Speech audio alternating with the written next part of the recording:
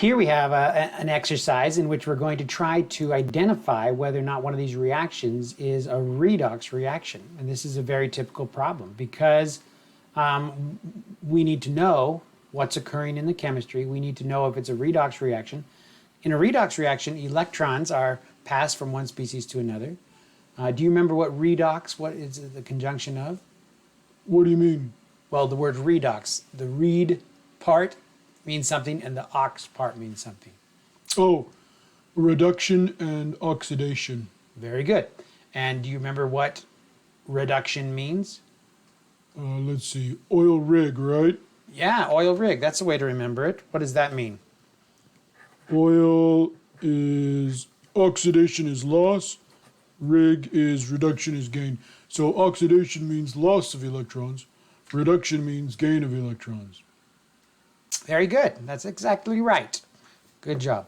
So, can we look at this and determine whether or not oxidation or reduction is occurring in either of these scenarios? Okay, let's look at A there.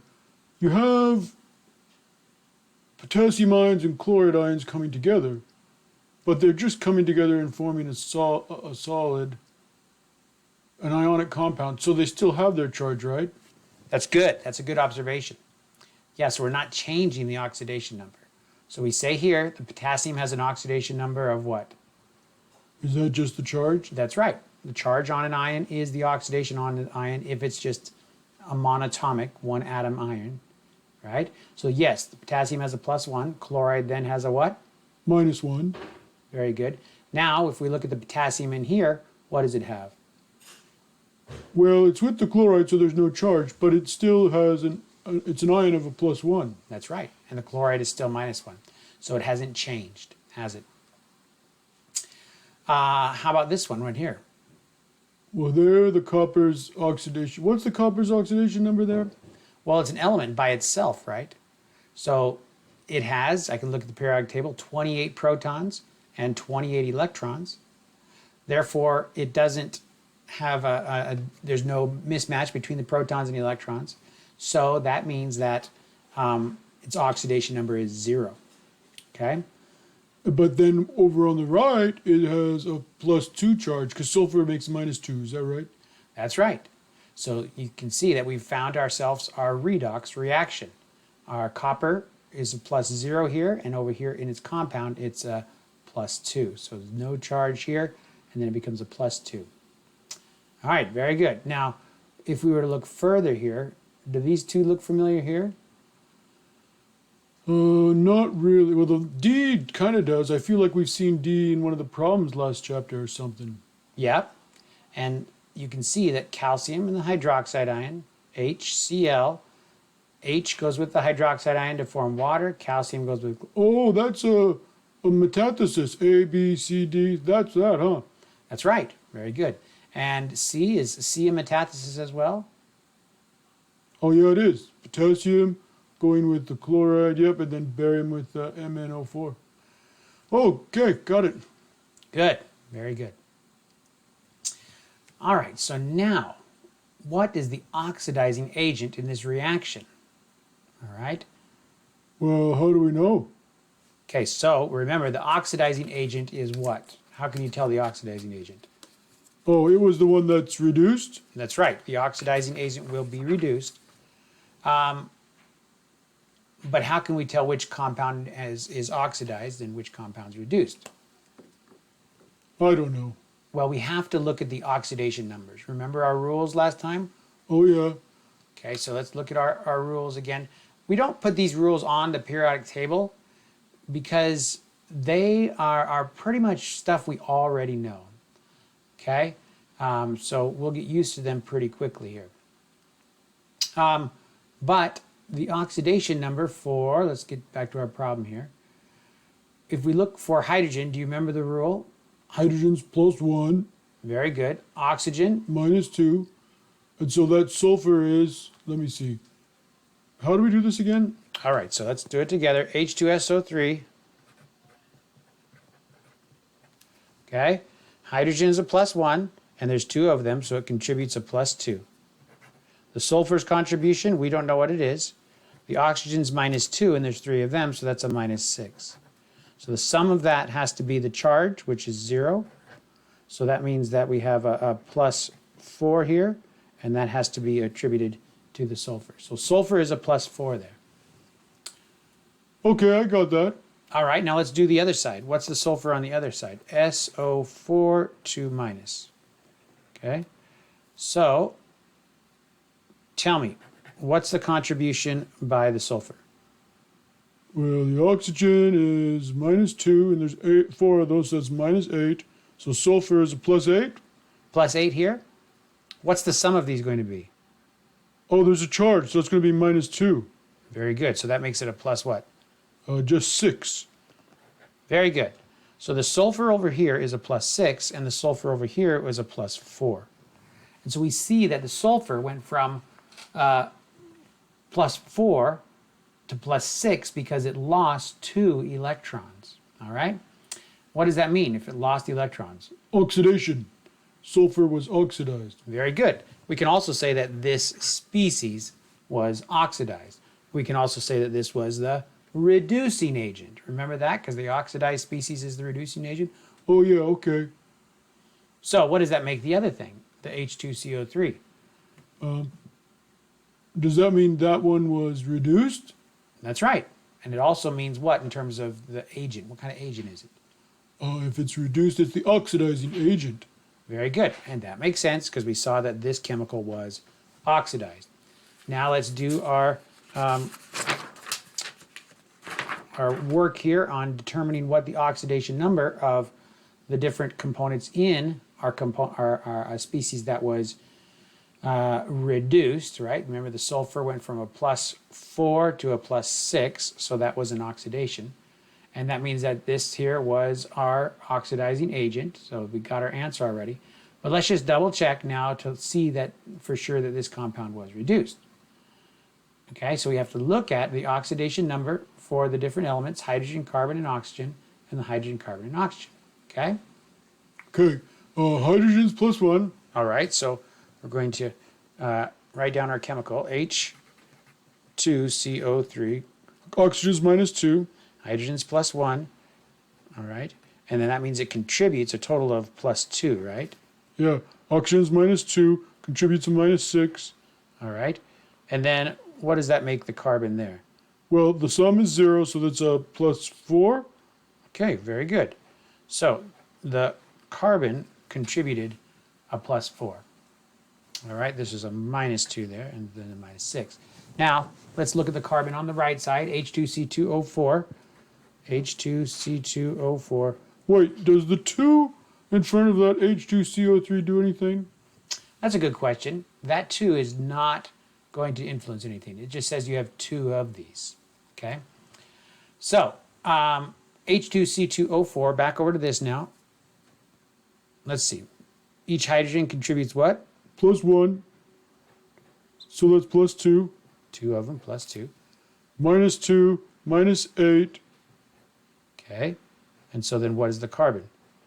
Carbon, oh, that's +6. But there's 2 carbons, so each carbon is just a +3. Very good. Very good.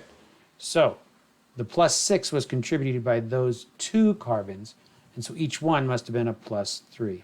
So the carbon went from a +4 to a +3. Is that an oxidation or a reduction? It got less positive because it gained an electron. That's reduction. Reduction is gain of electrons. Very good. Very good. And whenever you do the double check, you better make sure that one is being, in this case, reduced while the other is being oxidized, right? If we were to see that they were both reduced or oxidized, you know what that would mean? What? That'd mean we made a mistake, right? Oh, okay. All right. So, on to the next question. Whoops. What is the oxidizing agent in this reaction? I saw the answer. Well, some people didn't see it, so don't tell anybody. Okay. All right. We have to do the same thing. We have to look at oxidation numbers and find out. I know an oxidation number right now. You already know one? Yeah. chromium on the left is 0. Ah, that's a good point. It's easy to note, right? It's easy to see because it's got no charge on it and it's just a metal all by itself. Let's see. Do you know what it is, what the chromium is over here? No, I don't. Okay, so we know that chromium on the left is a Cr0, and on the right we got Cr207. Okay. Each oxygen is what? -2, so that's -14. So chromium is a +7 each, so it's +14. Well, I forgot to put one thing here, right? What's that? Oh, yeah, the -2 charge. Okay, there's a -2 charge. Yeah, so that has to equal a sum of -2. So each chromium then is a +6. +6. Okay, so you skipped ahead and said chromium was a +6, but there's 2 of them, so that's contributing a +12. So the +12 plus the -14 equals the -2. Yeah, so each chromium is a +6. Very good. So it went from 0 to +6. That's a lot of electrons it lost. That's right. And is that an oxidation or a reduction? Loss of electrons, oxidation. Leo the lion says grr. That's right. Loss of electron oxidation. Okay, so what does that tell us? Chromium was oxidized. That's right. It's telling us that the chromium was oxidized. So that means what? Is this have to be the oxidizing agent? I'm not sure. What about the H+? Okay, we can take a look at the H+. What's the oxidation number on this thing?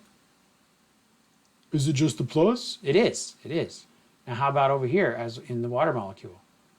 H hydrogen +1, hydrogen +1, oxygen. It's still just +1. That's right. So hydrogen did not become oxidized or reduced in this process.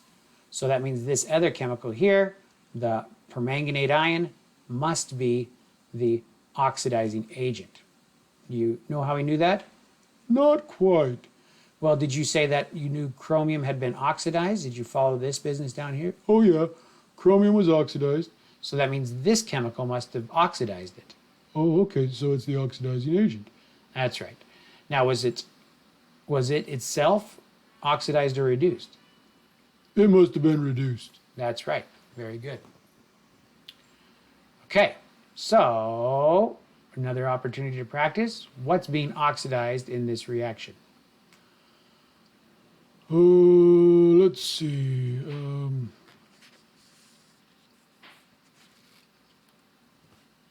ClO minus.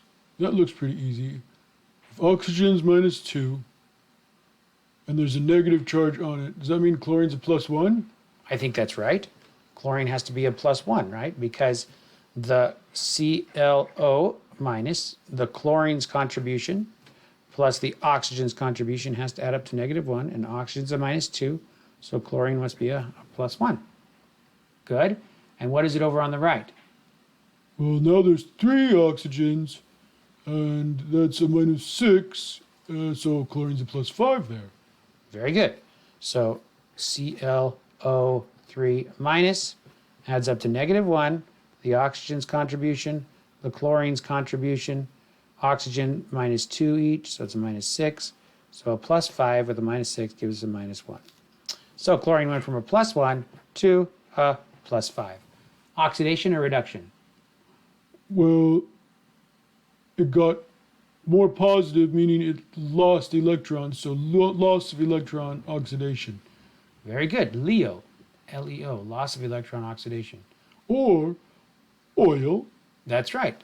What does oil stand for? Oxidation is loss. Very good. Oxidation is loss of electrons. Now, what is being oxidized? The ClO minus. Very good. We found out that that was being oxidized. Fabulous job. Should we go back and double check whether this one was reduced? No, they can do it at home if they want to. All right. Well, what would they do? Just look at the oxidation number for the vanadium and the oxygen and then find out what it is over there on the product side. And then, yeah, it should be reduced. Very good. Very good. All right. Let me introduce to you one example of a neat redox reaction called a single displacement reaction. In a single displacement reaction, they were the kind of the reactions we started off with talking about. You have one element, which is elemental, combining with another, which is an ion, another species which is ionic, and the elemental species takes the electron away from the ionic species and becomes elemental itself. This can also happen in the presence of a counterion like C, so this might be some positively charged species or something like that. Okay? And this will occur if in this case, the B minus, the species that's going to give up the electron, is what we call more active or more reactive. Okay? And we call it the activity series is a list of elements and how active they are. So let's double check, make sure we understand what's going on here. An element such as, an ion such as, an ion such as copper plus 2 ion. It comes and contacts this gray metal, zinc metal. So here's the ion, it comes and contacts the zinc and then removes the electrons from zinc. That makes zinc an ionic species, and copper then will precipitate out as a solid piece of metal, because copper metal is not, just by itself, is not soluble in water. No metals are soluble in water, right? Okay, so this is an example of our single displacement reaction. Now, this won't always occur. This won't always occur with different metals. We just saw that copper ion will react with zinc metal to form copper metal and zinc ion. So that basically means that the opposite, copper metal with zinc ion, will not go to copper ion and zinc metal. Okay? This way occurs because zinc is more active than copper. Zinc wants to give up its electrons and make that a positive, make that species neutrally charged, and it wants to become ionic. It's more stable as an ionic compound compared to copper being the ionic compound. All right? So if you have copper metal and you bring in a zinc ion, the zinc ion will not convince copper to give up those electrons. And that's what our table over here to the right is showing us. This table is also on your back of your periodic table. But you can see here, zinc in this list of elements is here, whereas copper, do you see copper? It's near the top. Right, copper is up here. Now, what do you think? Who is more reactive? Who is more active, copper or zinc? I don't know. How do we know? Well, look at the top. What is at the top? Gold? Would you say gold is active? Well, I don't know. We make jewelry out of it, don't we? Yeah, we do make jewelry out of it. So what that tells us is that it's not very active. It doesn't perform much chemistry. Same with silver and copper. All right, not a lot of chemistry that occurs in terms of those solid metallic elements reacting with other things. So up at the top, we have less active materials. Look down at the bottom here. Potassium. Do you know anything about potassium? Did we see it blow up once? Well, I think we saw sodium and rubidium and cesium. Oh, yeah. So those are explosive. Very good. So those are reactive. They don't want to be metallic in nature. Okay? So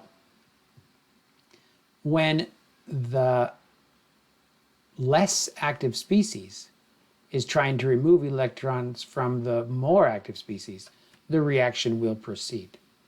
But if the more reactive species is trying to remove electrons from the less active species, the procedure or the reaction will not proceed. Okay, so what do you think? Is this reaction going to proceed? I can't remember. Do you want to show me the table again? Okay, yeah. We can use the table, right? Because the table here There it is. The table tells us what's more reactive. In this process here, what do you think the products would be? Well, let's see. If this is a single displacement reaction, the zinc, which has no charge, is going to get the charge, and the copper, which has the charge, is going to lose the charge. So we're going to get copper metal and zinc ions with the SO4, is that right? That's right. Very good. So essentially, they traded places. Here, zinc was solid, and now it's in an ionic form, right? Here, copper was ionic, and now it's elemental, okay, solid. So, will this reaction proceed?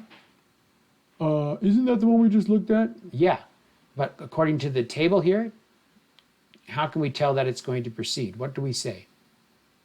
Well, zinc is more active. It's further down. So it will proceed because zinc is more active than copper.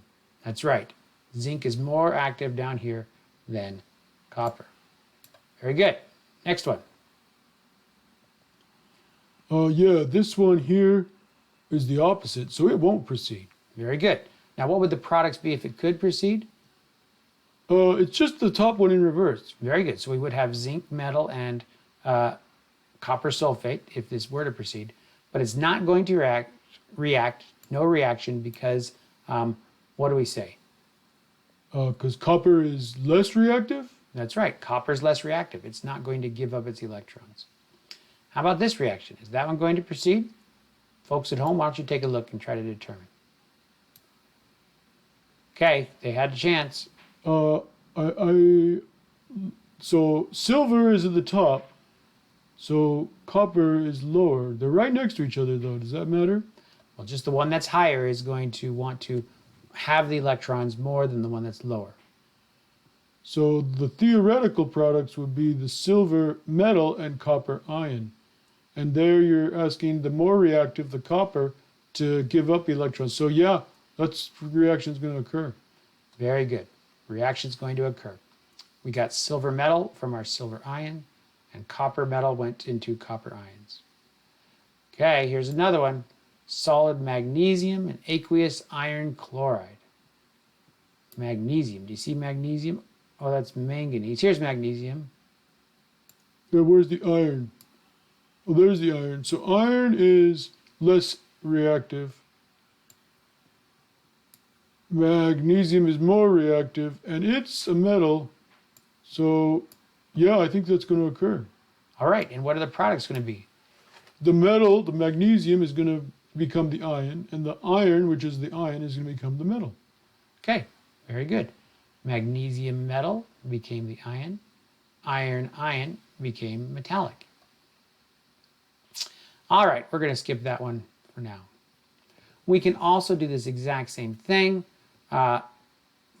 without an activity series, and these are kind of questions that sometimes pops up, where we're given information about reactions that do occur, and from these reactions we can rank the reactivity of the different elements in the reaction. So we see here that, for example, on the bottom, what is more active? Magnesium or zinc? Are you saying that these reactions occur already? That's right. So we're told that these reactions are observed. We see this happening. So that means what? Well, it means the bottom one, magnesium is more reactive than zinc. Very good, because magnesium, right, it is giving up its electrons, and zinc is taking those electrons. So what we write is magnesium is more reactive than zinc. And what do we learn from this one here? Zinc is giving up electrons to hydrogen, so zinc is more reactive than hydrogen. All right, very good. Zinc is more reactive than hydrogen. And the last one?